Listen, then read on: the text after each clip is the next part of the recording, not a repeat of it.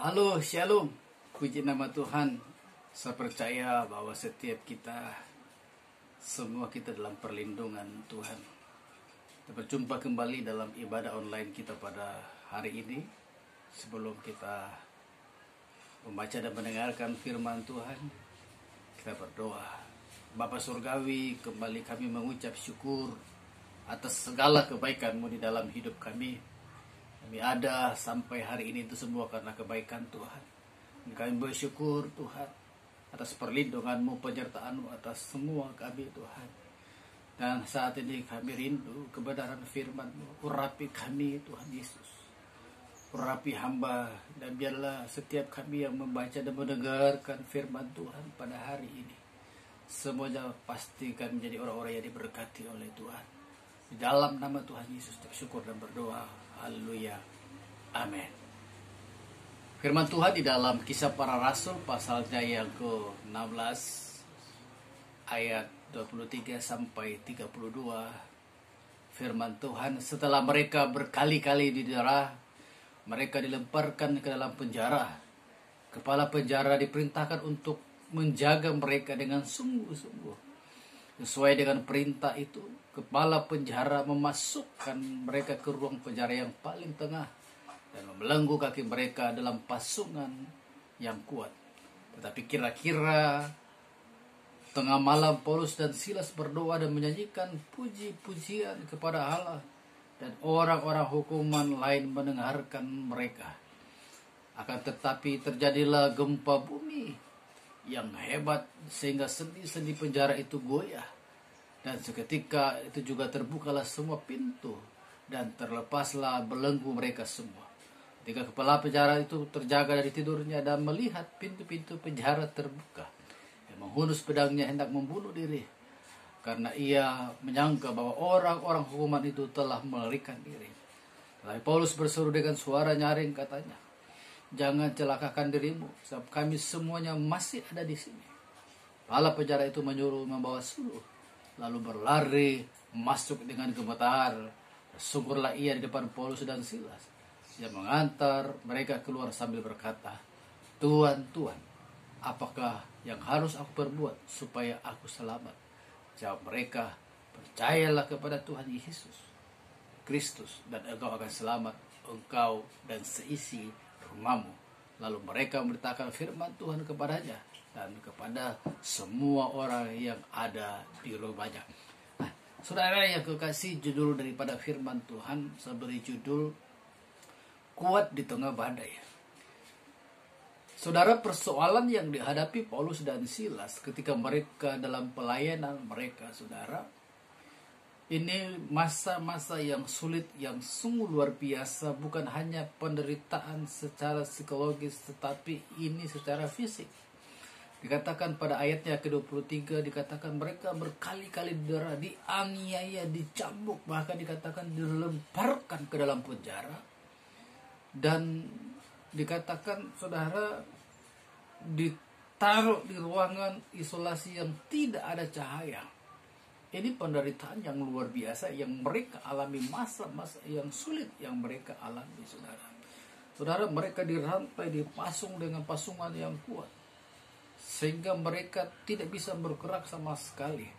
Nah, saudara, dalam keadaan seperti ini yang harus kita belajar. Apa yang dilakukan Paulus dan Silas, itu juga yang harus kita lakukan saat ini menghadapi masa-masa yang sulit, supaya kita kuat di dalam badai sekalipun.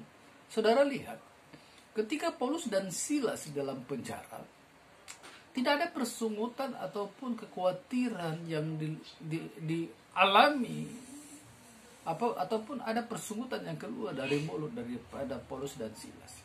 Tetapi saudara, ada satu perkataan yang luar biasa, dan ini menjadi dasar hidup daripada Paulus dan Silas, sehingga dalam menghadapi badai sekalipun, tantangan apapun dalam kehidupan mereka, mereka begitu percaya dirinya. Ada satu perkataan ketika dia berhadapan dengan kepala penjara ini.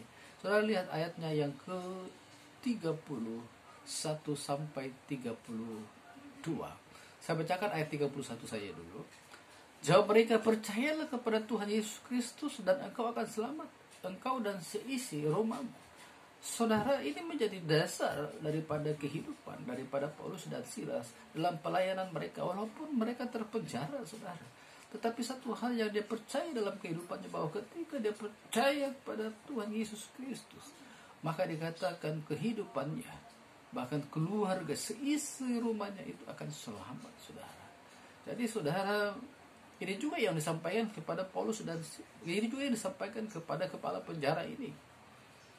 Saudara, saya percaya bahwa ketika kita mempercayakan seluruh kehidupan kita hanya kepada Tuhan, kata percaya bukan hanya dikatakan mengaku dengan mulut, tetapi mempercayakan seluruh kehidupan ini hanya kepada Tuhan. Mempercayakan hidup ini kepada Tuhan berarti tidak ada lagi namanya kekhawatiran, tidak ada lagi yang namanya ketakutan, kecewa atau apapun itu dalam kehidupan kita. Karena kita percaya bahwa bersama dengan Tuhan kita mampu melewati badai sekalipun yang terjadi dalam hidup kita. Dan lihat saudara, kejadian yang dialami oleh Rasul Paulus ketika mereka pada tengah-tengah malam, saudara, mereka menyembah memuji Tuhan dalam keadaan terpasung, saudara. Dikatakan kira-kira tengah malam Paulus dan Silas berdoa dan menyanyikan puji-pujian kepada Tuhan. Dan apa yang terjadi? Mujizat Tuhan terjadi. Dikatakan sendi-sendi penjara itu terlepas. Saudara, selain tadi dikatakan bahwa untuk menghadapi tantangan masa-masa yang sulit ini, selain percaya kepada Yesus Kristus itu, saudara, kita harus juga, saudara, tetap memuji dan menyembah Tuhan. Penyembahan itu lebih yang utama dalam kehidupan kita, sehingga terjadi mujizat yang luar biasa. Saudara, mungkin saat ini saudara tidak terbelenggu, terpenjara secara fisik, tetapi mungkin saudara menghadapi masa-masa yang sulit ini, ruang gerak saudara terbatas untuk melakukan segala sesuatu. Tapi satu hal harus kita belajar seperti Rasul Paulus.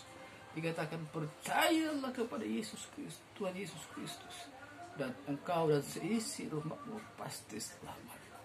Saudara, beritakan ini, sampaikan ini kepada seisi rumah kita, bahwa percayakan seluruh kehidupanmu hanya kepada Tuhan. Dan yang kedua, saudara, lihat apa yang dilakukan Rasul Paulus sehingga dia menghadapi masa-masa yang sulit, dia begitu kuat. Saudara, yang kedua, yaitu ayatnya yang ke-32, dikatakan mereka meletakkan firman Tuhan dan kepada semua orang yang ada di rumah kepala penjara itu. Saudara, yang kedua di sini adalah mengerti panggilan dan tujuan Tuhan memilih kita, saudara. Tuhan berkata dalam firman-Nya, saudara, dikatakan pergi dan jadikan semua bangsa muridku.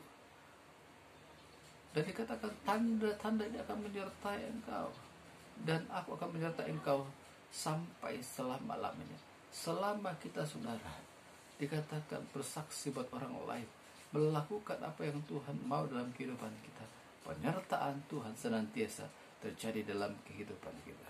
Saudara, dalam menghadapi masa-masa yang sulit ini, jangan pernah ada keraguan, jangan pernah ada ketakutan. Belajar seperti Rasul Paulus, dikatakan percayakan seluruh kehidupanmu kepada Tuhan, maka engkau dan seisi rumahmu pasti selamat. Yang kedua, kenali, artinya mengerti maksud dan tujuan Tuhan memilih kita untuk memberitakan firman Tuhan sampai ke ujung bumi. Dalam nama Tuhan Yesus, haleluya.